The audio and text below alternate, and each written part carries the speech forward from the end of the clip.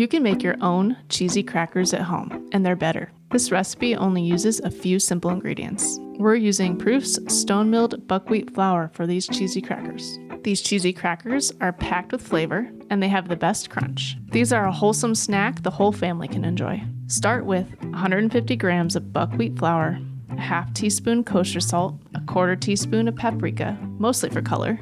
Give these a quick whisk. Add 113 grams cold, cubed, unsalted butter.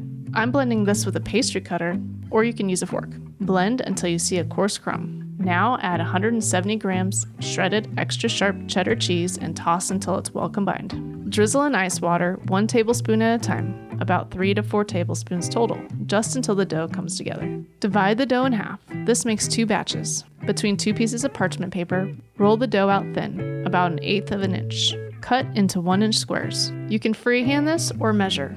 I freehanded it. For a little fun, I'm using a scalloped cutter. If the dough's getting too soft, just stick it in the refrigerator for a couple minutes. Because buckwheat is gluten-free, chilling helps it hold its shape. Arrange on a prepared baking sheet. Poke a hole in the center, sprinkle lightly with flaky salt, and bake preheated to 375 degrees Fahrenheit for 12 to 15 minutes until the edges are golden brown.